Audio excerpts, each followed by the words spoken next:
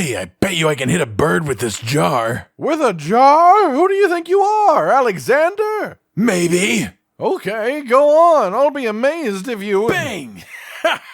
Got it! I was not expecting... And now dinner comes pre-made. A meal's a meal, I guess. Ladies, gentlemen, and tarnished of all ages, I've made it my mission to make sure you all know about as many of the cool things in this game as possible. Too much of it is hidden away in random places you might never think to check if you don't go out of your way to clear every single corner. And a lot of the time we are talking about things that are good, things that are powerful within the context of the game's gameplay. But today is all about fun. Most specifically, my opinion on the 5 most fun weapons in the game. They aren't necessarily going to be ranked between each other, as of course each one has a vastly different playstyle from one another, but each of these playstyles is, to me, one of the 5 most enjoyable in all of Elden Ring for one reason or another. They may not be the strongest ones out there, but they are capable of killing anything in the game and making you feel extra special while doing so. Without further ado, first up is the Ringed Finger Hammer.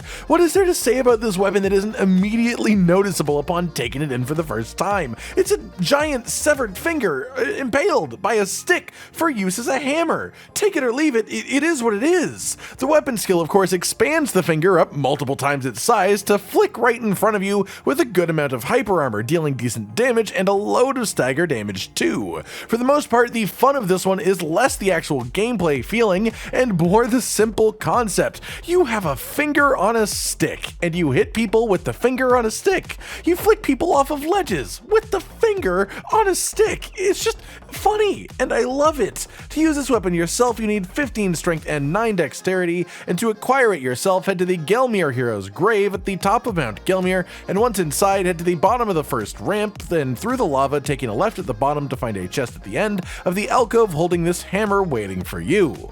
Secondly, we have the Trumpet Trio, the weapons of the Envoy, Clayman, Bubble Boy, Snowman people who blow horns and have a good time just generally. You can get every one of the 3 versions of this weapon from the 3 different sizes of this enemy. You can also find their helmet, which of course boosts the damage of the weapon skill for each and every trumpet. You pick up one of these and you become one of them. It's funny, and they're actually genuinely good at killing, and enjoyable to use as a combat style too. The small one is more funny than anything. The big one is just generally good, actually, and the medium-sized one absolutely destroys anything big enough to take a majority of the bubbles from the shower of the skill. Like, literally, it is one of the strongest weapons in the game. But hey, you can still use the other trumpet weapons if you just want to be pretty good without quite deleting everything that you touch. To use these, for the small one, you need 10 strength and 12 dexterity, and also 16 faith. For the long horn, you need 23 strength, 11 dexterity, and 18 faith.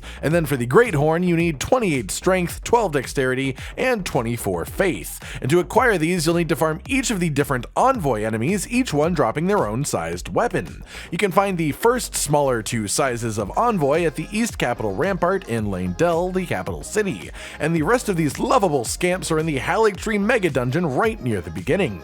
Third up is going to be the One-Eyed Shield. This one is really fun to me because it really isn't accepting of the limits of a weapon category in general. Yes, it may be a shield, but it is also a ranged weapon, because the unique skill readies the weapon and then fires out an exploding, arcing fireball like a mortar shot, and it's just incredibly fun to use as your main source of damage. And fire damage is very buffable in Elden Ring, so of course if you build around it, you can actually start doing a decent amount of damage with it too. And because it is a shield, you're actually blocking while readying to fire, which is pretty cool. It can just be a thing that you have as an offhand weapon instead, a supplementary super cool and enjoyable tool to not actually even be your main weapon, with the only requirement being strength, the amount of which being 36 to use it in one hand. To get it for yourself, head to the Guardian's Garrison in the mountaintop of the Giants, and then head up to the top of the area where you'll find an enemy wielding this shield as a weapon themselves. Dispatch of them and pick up this wonderful weapon for your own collection. Fourthly will be the Jar Cannon ballista weapon. It's a frickin' jar that you hold in your hand, pack gunpowder into, throw a ballista bolt in, and then light up, hope and for the best. This thing does a ton of damage and has, to my knowledge, the best range of a ranged weapon in the game, affectable by the range increasing talisman as well. You can take out whatever you want from miles away, doing an incredible amount of damage per shot too. The only downside being the reload animation that it has is quite long and you have to complete it.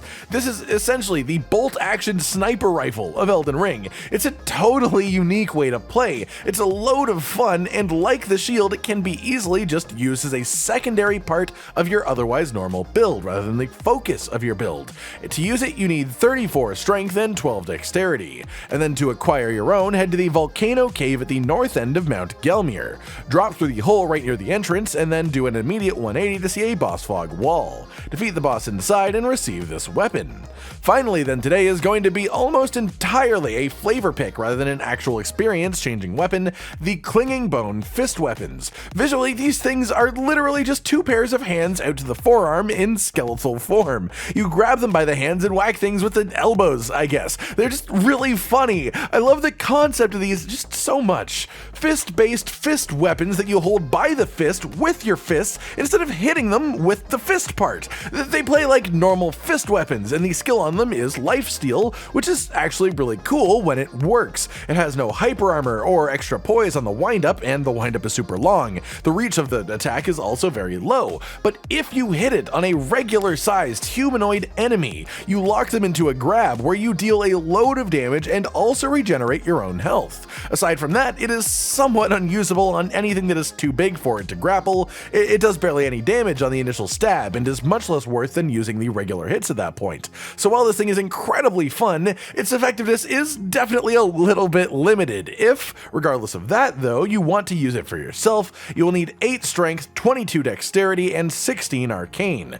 And to get this one for yourself, you'll have to do the second invasion in the round table hold. This will happen by jumping off of the balcony after having collected one half of the Howling Tree medallion. You can do this easily, actually within minutes of opening the game for the first time even if you want to, by skipping Stormvale Castle, riding up the north end of the cliff line, and then heading to the village of the Albinauric straight away on the west side of Liurnia. Real easy. After winning the invasion battle, head back to where your opponent formerly stood in the round table hold to get his equipment in a heap on the floor.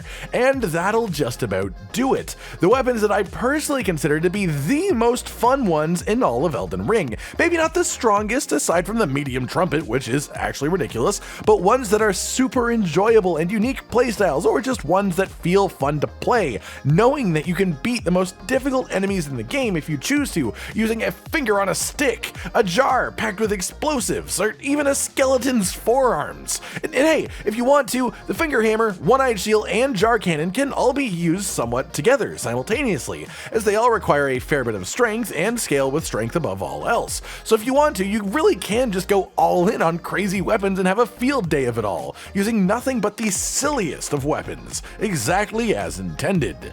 I've been Cotton Dinosaur from RageGamingVideos, and these have been the 5 most fun weapons to play in Elden Ring. Like if you like the video, subscribe to the notification bell for more, and most importantly, ladies and gentlemen, until next time, stay sweet. Josh, Cotton, and Hollow with the videos, dropping the humor like a hammer on your tippy toes, bringing entertainment on a daily arrangement to take our insanity and turn it into entertainment. Yes, I said entertainment twice, to reiterate that it is nice to look into your faces on a mostly daily basis when you let us in your homes to make the whole world a stage. Goodbye.